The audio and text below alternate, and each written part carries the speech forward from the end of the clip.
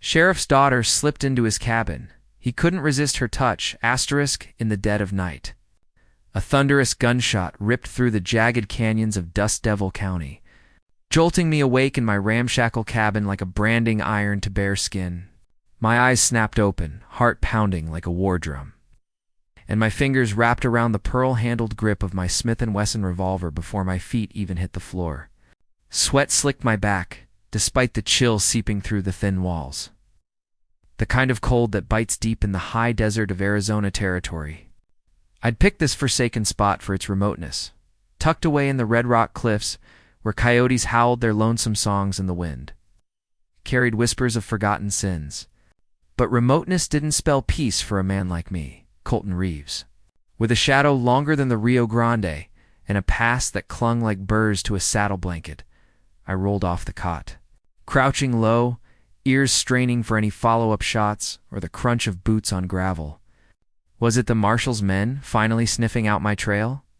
Or some desperate claim jumper mistaking my hideout for easy spoils? My mind spun through the grim options, each one laced with the metallic temps of blood I'd tasted too many times. The air hung heavy with the scent of creosote and gun oil. A reminder that in this lawless stretch of frontier, sleep was a luxury, and trust was a fool's game. The door groaned open on rusty hinges, a shaft of moonlight piercing the gloom like a silver dagger. I aimed true thumb, easing back the hammer. Step into the light or eat lead, I rasped, my voice gravelly from weeks of solitude. But the silhouette that emerged wasn't some hard-eyed bounty hunter or vengeful ranch hand. It was her Sophia Montoya, the sheriff's daughter, gliding into the lantern's wavering flame like a ghost from my most guarded dreams. My breath hitched, the revolver dipping slightly in my hand. She was a sight to steal a man's soul, long raven hair tumbling free, framing a face carved by the gods themselves, high cheekbones, full lips painted by the moon's glow, and eyes like polished obsidian, deep enough to drown in. Her simple calico dress clung to her form from the ride, the fabric whispering against her curves with every breath, dust from the trail dusting her hem like forgotten stardust. Sophia, the woman who'd haunted my thoughts for 9 long months, the one I never should have saved. The one whose touch could unravel the iron cage I'd built around my heart. "What the hell are you doing here, Sophia?" I demanded, holstering the gun but keeping my distance. Every instinct screamed danger not from her, but from the fire she ignited in me, the kind that could burn a man to ash. 9 months ago, I'd yanked her from the brink on that godforsaken path to Tucson, calling myself Ben Slater to keep my secrets buried. It had started as just another day in hiding, but it had twisted my life into knots I couldn't untie. She shut the door with a soft click, her back pressing against it as if bracing for a storm. "Colton," she breathed, her voice a silken thread laced with urgency. Not Ben Slater, the lie I'd spun that fateful afternoon. Colton Reeves. My true name, the one that echoed with wanted posters and whispered curses. "I know it's you. And I know my father's got a posse saddling up at dawn. He's vowed to see you dangle for killing Deputy Royce." The accusation landed like a slug to the chest. Deputy Elias Royce, blood tie to me, but the name stung like salt in a wound. I'd gunned him down in what the witnesses swore was a clean fight, but Sheriff Victor Montoya called it outright slaughter.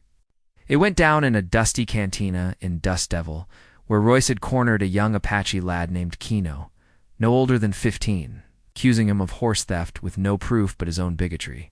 Royce's fists flew, the boy's blood splattering the bar, and when he drew his iron to finish it, I stepped in.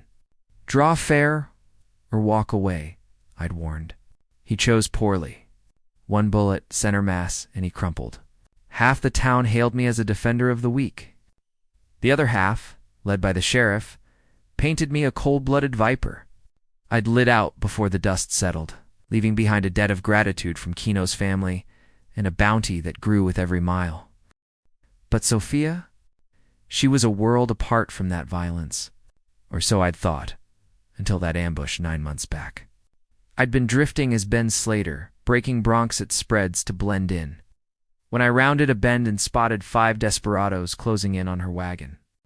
They were mean sons of bitches' tattooed arms, scarred grins, revolvers glinting in the sun. The leader, a beefy brute with a notched ear, had her by the arm, yanking her down, his intentions clear as day in his leering eyes. Her cries pierced the air, fierce and unbroken, stirring something primal in me. I charged in, firing high to spook their mounts, then low to scatter them. Let her go. I roared, my horse rearing as I plugged the leader in the shoulder. He howled, releasing her, and the others fled in a cloud of curses and dust. Sophia had tumbled to the ground, her dress ripped at the sleeve, exposing the graceful sweep of her arm, marred by fresh scratches from the scuffle. A shallow cut wept blood across her palm where she'd grabbed for a rock in defense. I swung down, approaching cautious, palms up. It's over, miss. They won't be back. Her eyes met mine wide, defiant, but softened by relief. You're bleeding, I noted, pulling a clean bandana from my pocket to wrap her hand. My fingers brushed hers, calluses against silk, and a spark jumped between us, warm and unbidden. Who are you? She'd asked, her accent, a melodic blend of Spanish heritage and frontier grit, inherited from her late grandmother, who'd braved the border wars. Ben Slater, I'd muttered, tying the knot gently. Just a wanderer?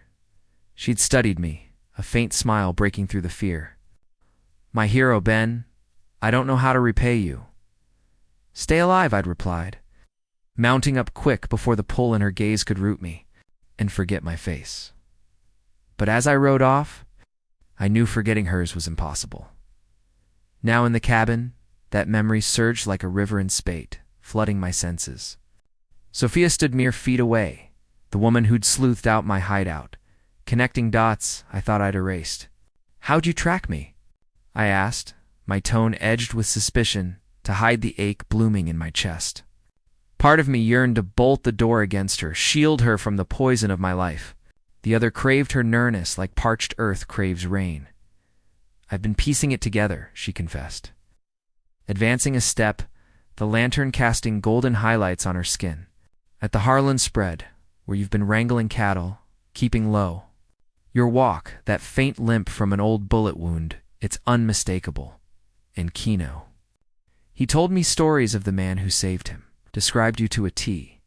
I retreated until the wall halted me, the rough pine digging into my shirt. This is madness, Sophia. Your father's the badge and dust devil.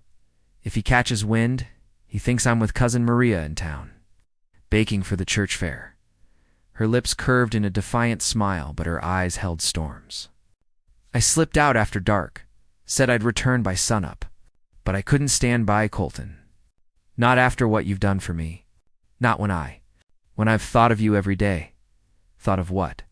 My mouth went cotton dry as she bridged the space, her fragrance wild honeysuckle and saddle leather enveloping me, that you're no killer at heart.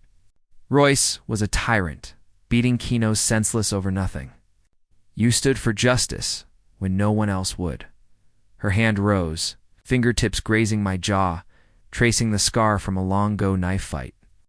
Electricity shot through me, igniting nerves I'd numbed with whiskey and wandering. I seized her wrist, my grip loose but unyielding, feeling her pulse race like a Mustang's. You don't get it, darlin'.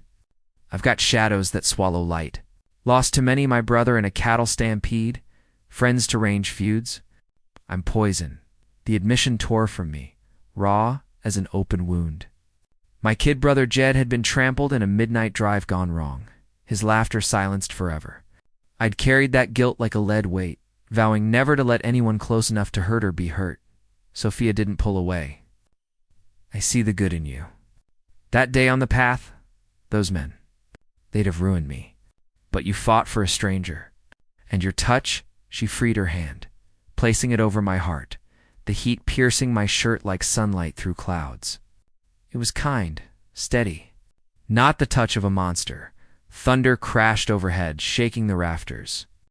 Lightning flared, bathing her in ethereal light, her features angelic yet fierce. Rain hammered the roof, turning the trail below into a muddy death trap. You can't head back in this deluge, I grumbled, peering out at the sheets of water. I know. Her whisper carried resolve. She was 23, she'd mentioned in passing once. Wise beyond her years from helping raise her siblings after her mother's passing to consumption. Me, pushing 30, I felt weathered as ancient rock. Take the bed. I'll rough it on the floor. Honor was my last bastion. Frayed but intact, she shook her head, her fingers unfastening the top button of her dress against the sticky heat. The neckline eased, revealing the elegant hollow of her throat, where a vein pulsed invitingly. Colton, I've revisited that spot on the path endlessly. Felt your phantom hands, wondered if the spark was real. Dreamed of you in the quiet nights.